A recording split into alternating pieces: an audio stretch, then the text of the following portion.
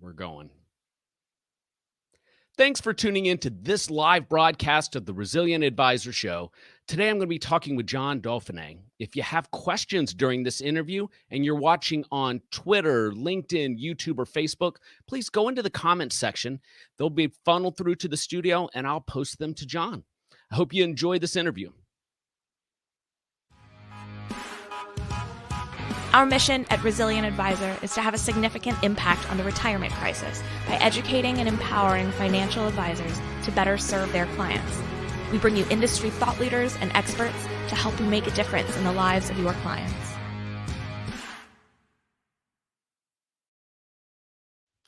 Thanks for tuning in to this episode of the Resilient Advisor. My name is Jay Coulter. Our mission at the Resilient Advisor is to have an impact on the retirement crisis by empowering and educating financial advisors to make a difference in the life of their clients. Joining me today is Jon Dauphiné, who's the CEO of the Foundation for Financial Planning, and his organization is doing that in real time. We're going to talk about the current state of pro bono financial planning, and later, Adam Holt from Asset Map will be joining us to discuss how his conference, AdvisorTech.live, will be supporting Jon's organization in a big way this month. Jon, thanks for coming on the show. Thank you, Jay. Great to be here. All right, so I want to start with something that caught my eye and the reason I invited you to come on the show. I love statistics that can validate what people are doing, and your organization is just flat out getting results. For podcast listeners, I'm going to read some of these. Your organization last year awarded over $800,000 to local and national pro bono programs. You guys reached over 43,000 people through your pro bono financial advice, activated over 1,700 volunteer financial planners. You've brought a serious financial planning program to folks who struggle with cancer, and you've attracted almost 5,000 visitors to resources to help people who struggled with the challenges of last year. Jon, that is incredibly, incredibly impressive.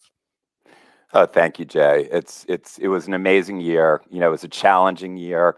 So many folks, so many advisors stepped up and really, really made a difference. And we were able to bring help to a lot of people and hit some really big milestones. Last year was the year we hit our milestone. Over the lifetime of the foundation, we have granted out more than $8 million, and we have served with one-on-one financial advice and guidance more than 500,000 people in need. So we're really proud of it. Yeah, so I don't usually start interviews with asking my guests to talk about their company, but this is the perfect way for us to start this interview. Tell us a little bit about the foundation, who you serve, and how it works. Absolutely. So the foundation was founded 26 years ago by financial advisors who recognized that in their paid practices, they were serving, high net worth individuals. And they really wanted to do more to bring service, bring great fiduciary advice to lower income people who are really struggling. So the foundation was born, and over time, really accumulated an endowment fund that we use to make grants to great organizations. We develop programs to help some of the nation's most vulnerable, like people with cancer. We do free training for advisors, free resources. We do a lot of visibility work to shine a spotlight on this great altruism that's going on in this profession. And, together it makes for a fantastic mission, and one that we're really trying to grow, year in and year out, and get more and more advisors involved. Yeah. So when you look at the communities that you're serving, how do you guys go about dispersing the funds and then activating these financial planners to go and serve? Yeah, sure. So we spread the word far and wide that we have our grant program, and then we have many different proposals that come in. And they come in from organizations and, great nonprofits across the country that serve different types of clients. So we do a lot of grant making that supports programs helping domestic violence survivors, people with serious illness, wounded veterans, active military, who are often targeted by fraudsters and scammers. And then just general low-income folks as well, people who don't know much about personal finance. They don't really have meaningful access to an objective expert. And this really gives them that trusted advisor to start making better decisions and creating a roadmap for their financial future. And so how do these folks come across these resources? I'm talking about the people in need. How do they come across these resources to get this help? Yeah, so we work with partners across the country, and many of them are, for example, a local United Way affiliate, a Habitat for Humanity affiliate, an AARP office in the community. So it really, really varies. We have tons and tons of partners, and they have deep roots in their communities. Um, so what we do is help support and fund these programs. And then with a couple partners, we also co-create programs. So we have a big cancer initiative. We have a big initiative with AARP that helps at-risk seniors. And that was especially important last year because of the need, for seniors to social distance. And so we really try to be thoughtful and think about the most vulnerable folks who can benefit the most from this kind of pro bono financial advice. And then we try to bring them together. We also have a website that we just launched last year called probonoplannermatch.org. And if you're a certified financial planner, you can register there. You can browse opportunities to give back. And then we go out to the nation's nonprofits and we allow them to post opportunities for the CFPs to volunteer with their organizations. You don't have to get a grant from us to be a nonprofit that posts there. And so we're a matchmaker, both in virtual contexts and in communities across the country. Yeah, without a doubt. So tell me a little bit about the experience for a financial advisor if they wanted to start delivering some pro bono advice through one of your organizations, or is that even how it works, Jon? Yeah, no, it is. And actually, it's pretty easy. We have a free training. So you can go to our website, ffpprobono.org, look up the volunteers tab.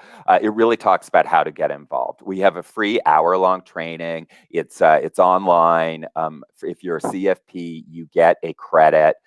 You get a CE credit. And this is really Pro Bono 101. How do you think about beginning to do this work? And then we have lots and lots of resources on our website, everything from worksheets, videos, that dives a little deeper into how to help low and moderate income people, because a lot of our volunteers are used to high net worth. So there can be a bit of a confidence gap there. But what we hear from our volunteers is once they start this work, they have the skill set, they have the knowledge base. And it's really incredibly enriching for them to be able to take their skill set and really help people who have very little margin for error and who normally couldn't access the wonderful asset that is financial planning. So we get advisors. I had an advisor tell me the other day, pro bono feeds my soul, and this is why I got into the business in the first place. And financial planners are helpers, and this is a way to bring that help to people who are truly in critical need. So if you're a financial planner in Atlanta, Georgia, and you want to start doing pro bono work, if I understand you correctly, you can go to this website, you go in, you sign up, take a course, an hour-long course, and you then, I don't know if credentials is the right word, but you're approved and trained to go and deliver this pro bono advice. Is there business risk to that planner as it relates to the advice they're giving and any type of repercussions that could come from that? Yeah, so most of the issues that families need help with, the pro bono clients need help with, are things like prioritizing debt, creating a family budget, cash flow management, how to build an emergency fund. So we're not talking $1 million portfolios, with a lot of risk. And in fact, over time, we have never heard of a claim asserted by a pro bono client against a pro bono planner. So really, the risk is very low. But one additional thing the foundation did last year, just to add to the peace of mind for our volunteers, if you volunteer with one of our grantees, or if you sign up for an opportunity to give back on probonoplannermatch.org, we actually have free E&O liability insurance. It's up to $1 million. And this is automatically made available to the certified financial planners who take our Pro Bono 101 course and then go on to volunteer for one of these opportunities. So really the risks, the liability risks, very, very low, minuscule, in fact. But we also have thought about that and have this offering to keep people feeling confident that they can do this work. So let me clarify, that E&O does not cover their primary practice, correct? Correct. Yes, it is for their pro bono activities. Right. Yes. But I should say this, Jay, a lot of folks don't know that their regular everyday E&O policy may cover pro bono in addition to paid clients. So advisors need to check with their broker or their agent just to really look at the policy language. But often there is that coverage. And then finally, if you're a member of the Financial Planning Association and they're a partner of ours, they also offer pro bono liability insurance to their members who are doing this type of volunteer work. So really, there is quite substantial coverage out there for advisors. Okay. So that's the risk. Let's talk about the reward and some of the success stories that you have out there. I'm going to jump here on your website over to the the R Impact. Go to R Impact, Jay, and here we go. you'll see these are real stories of folks who have been advisors, they've been clients, or they're running a program that connects the client and the advisor. And if you scroll up a little bit there, I'll tell you, just go a little bit further. Here you can see Raven's story there, and that's Raven's child, Noel, who had a serious cancer, and thank God, recovered, but was under a lot of medical care, very intensive treatments. Raven is a single mom. She had to leave her job because his care needs were so intense. She had 3 other children. She was drowning in debt. The overdraft fees alone were eating her alive. She couldn't get, she really, really was so distracted by his care. She just couldn't get above it.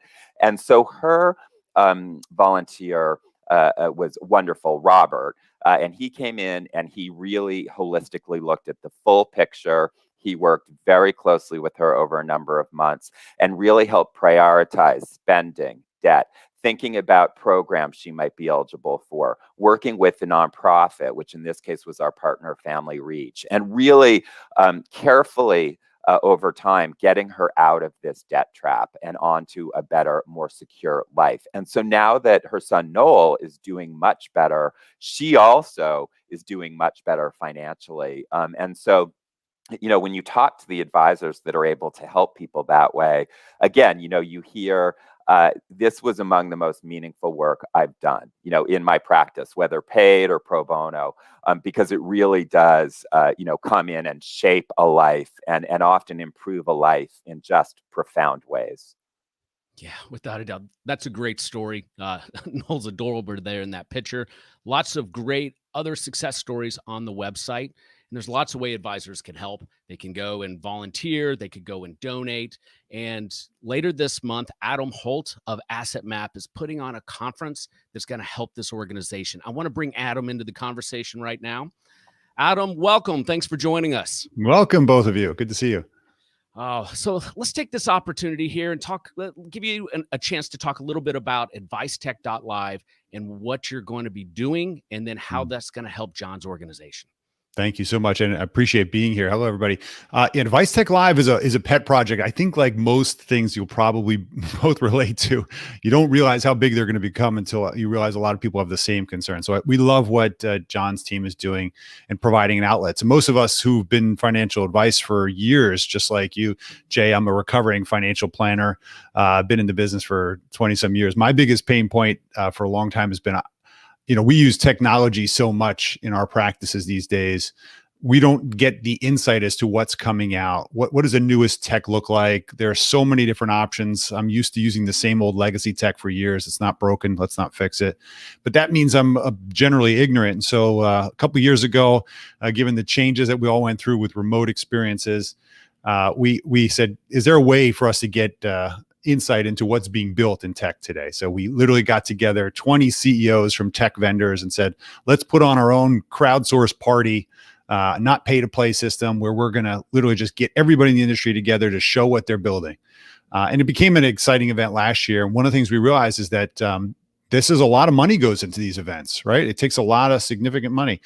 We found that we were actually running under budget last year. I guess we had a good financial planner on the team, and we said we can make a difference. Let's give our money back to the industry, and not so anything that we generated over the cost of running the program and getting everybody there.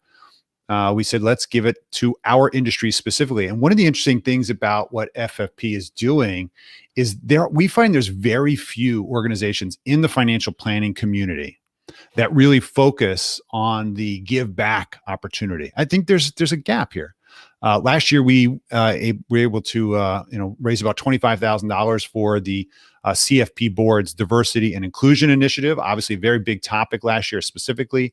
This year, we want to go deeper and find a way to invest in people who need accessibility to advice. And when we were introduced to Jon, we said, this is awesome. Let's find a way to lift all boats, provide this outlet for advisors to see the newest tech. All of us will crowdsource it together. $70 gets you in. At this point, we've covered our costs. All the money is going to be going to FFP. We're really excited to do something special. So that's the big vision of what we're doing, and it's on the 19th of August. And I have to just thank Adam, your team, Asset Map. I mean, we are so excited about this. And it is such an innovative and dynamic conference, too. We love being associated with it, but we especially love the commitment to the mission and to really, living the themes of the conference, one of which is accessibility, client engagement. And it's really, really key for these underserved groups to be able to access, as I said, the terrific asset that is financial planning and advice. So we owe you a debt, and we thank you. No, well, thank you. It's easy to contribute back to an organization that's doing so much more. We're just happy to be part of it. And in many ways, for those of you that are partaking, this is not just about Asset Map and our, we might be hosting the party at our house, but this is really about a lot of people that are committing their time and energy. Like I said, 20 firms are sponsoring that group, and that list keeps growing. We're excited to have more and more people jump on, as well as we have fantastic industry speakers like Jay included. We've been lucky enough to get Jay's time. A lot of names that you all know and follow are all speaking here to talk about what's happening in advice and engagement. And of course, financial wellness, probably one of the bigger topics that we've all been kind of hearing buzz. We want to understand what that means.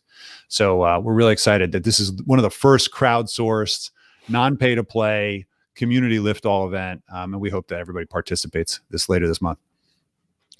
Personally, I really love the cause that you're supporting, but the speed demos that are going to be available at this. As somebody who helps financial advisors as part of my business break away, and they have to go through these hour-long demos with all these fintech providers, it's exhausting. And for $70, you get access to all of them in a very short time period. Adam, that is such a great idea.